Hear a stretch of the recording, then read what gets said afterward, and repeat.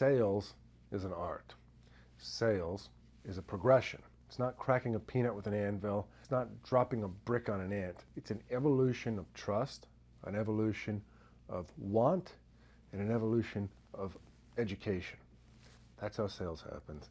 In today's video, we're going to dig more into the three components of sales in progressing that dialogue, in providing that education. I'm Arthur Petropoulos, the managing partner here at Hillview Partners. We're a middle market, lower middle market investment banking firm, helping companies generating $1 million to $10 million a year in pre-tax earnings or EBITDA sell their businesses and secure capital. And so whether you're selling a company, selling a building, or selling spare tires, the process of sales is not that different. And we've looked at hundreds and hundreds of companies that we've worked with, that we've helped evaluate, that we've helped improve and get ready for selling their actual businesses. And whenever it comes into the sales process, we've seen some key differentiators between those that are really good at sales and those that are not as good at sales, right? And being good at sales is a spectrum. It's not that someone is good or is bad. I guess those are the ends of the spectrum. You make every sale or you make no sales. No business that exists is either of those extremes. However, it's usually just a spectrum of how good are you at sales, or conversely, how bad are you at sales, right? You can be a little prettier or a little uglier. It's kind of just moving up and down the same spectrum. So in light of that, what we have found with companies that are successful at sales, and when people ask us, like, what makes for a good sales process, and whether that's for how we do it or for anyone else does it, we always see these three things. And so 3 steps to sales. We kind of think of 3 steps along a ladder, 3 steps up a mountain, however you want to say it. And each of these has a correlating goal. And so, for instance, when we go out to sell a business, the first thing we do, and this is step number 1, is present. We are presenting an idea, presenting a notion, presenting a missing puzzle piece to someone that wants something to add on to their business, to buy for their investment. But the idea is, a sale starts with a presentation of a concept, right? You're telling someone there's something in this universe that you didn't have and now you should want. And so you have to kind of lay the groundwork of presenting this notion to them. And so, again, presenting is the first step, and kind of the goal of this first step is awareness. You have presented this concept to me. I am now aware that it exists. Great. Where do we go from here? That kind of sets the groundwork to open the doors to further dialogue. Step number 2 is elaboration. And so, okay, you have planted the seed, if you will, and presented something to somebody. In our case, that's kind of our overviews that we reach out to people about opportunities. Here's 3 pages about a company. Here's 5 pages about a company. And that presents the idea. And then when somebody says, that's interesting, I'd like to learn more, that's when we elaborate. So in our situation, these can be a few different FAQ documents, follow-up questions, things of that nature. But here's 10 more pages of stuff to sink your teeth into. And the goal of the elaboration phase of sales is differentiation. It's to understand, okay, I get what it is that you're trying to sell me. That kind of feels like that. That kind of feels like this. How is it different? What about it is special? What differentiates it? And that's the second part. Now, it's important to know that you can't just kind of jump to the second phase of thing, right? You can't just meet someone for the first time and write them a 35-page love letter. You cannot just sit down to sell someone a book and put War and Peace or Homer's Odyssey on their desk. You have to present the idea, open the door to wanting to learn more, elaborate on it, and to, again, goal of that second step being differentiation. And the goal is, at that point, someone's really interested.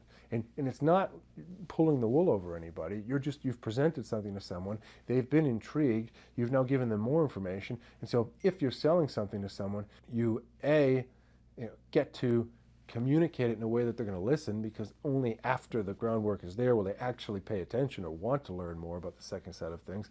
But secondly, you get immediate term feedback too. If someone's not interested enough to get the presentation stage of things, they're not going to care about the elaboration. And so then you're splitting your efforts between a bunch of people, some who care, some who don't care.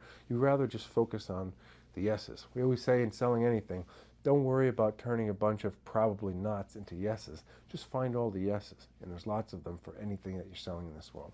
And so moving to step number 3 is discussion. So this is the next step down in terms of further digging into the granularity. And so what does this pragmatically look like? Well, if the presentation is 3 to 5 pages, if the elaboration is 5 to 15 pages of a little bit denser detail about a business, the presentation can thereafter be 50 pages of all of the kind of optics of the business. What does it look like? What does it feel like? What are the different pictures of things? What are the charts? What's the growth? What's working? What's not working? It's all of the detail. It's that spectrum of things that, again, if someone is genuinely interested, will want to know. However, the purpose of selling, again, is filtering and synthesizing who appears that they could be interested, to who actually is interested, to who's really interested, to who wants to make the investment in learning all of the intricacies about something. And when you're at that stage, right, then you are not cracking the peanut with the anvil. That is a situation where someone wants all of that mass and volume to digest. And again, at that point, you're only talking to the people that are really interested in something. And so what we've found in business, selling is like running. It's like running with weights. You know, if you had a weighted vest on and you were at a standstill, it's hard to get the momentum going. But if you were running faster, the weight would feel less heavy because you already have a certain momentum to you. If you ever tried to start a car with a ton of stuff in the trunk and get it moving, maybe not in today's car, but my first car of a 92 Volvo, if you had to get the thing moving with a beer keg in the trunk or something like that, right, you would have a tough time getting started because you have no momentum. However, if you were driving a car through leaf bags or something in high school, right, you would be able to go through them like butter, assuming nothing's in them other than leaves, right? Because you have the momentum. It's the same thing. You think of like people moving in outer space, right? Like it takes a lot to get it started and then they just drift off into Never Land. But the point is, a conversation can withstand weight, can withstand complexity, can withstand detail once it has enough momentum going with it. And so if you're selling something to somebody and you just throw the phone book at them and say, hey, check this out, it's got a lot of detail, you're going to drown them in the information. So it has to be a slow gathering of momentum that ultimately creates an inertia that brings people through the sale. And what's extra good is that it not only brings people through the sale, but it brings the right people through the sale, because anybody who's not right is going to kind of self-select out, or you're going to clearly see that they don't have the requisite level of interest. And so we always talk about sales with people, and whether it's our process of selling businesses or helping companies as they sell things to their clients. And so today we wanted to talk about the 3 steps of sales as we see it and the 3 objectives, right? And so the first of these, to recap it, is the presentation, the goal being awareness. The second is being the elaboration, again, highlighting, bringing light to the differentiation. And the third is being discussion, with the goal of true understanding and education about a particular topic, about a particular offering. And therefore, you are ultimately getting people to understand the detail that you want, but you're starting it off at the right bite sizes and escalating things as they should be escalated, instead of just hoping that someone wants to withstand all of the pain to see if it might be interesting. Because people will ask us sometimes, am I going to lose some people because it takes a little while to get to the progression? And the answer is no. Once someone is interested in something, they want to see the ending of the TV show. They're pot committed there. There's an investment in wanting to kind of see something through.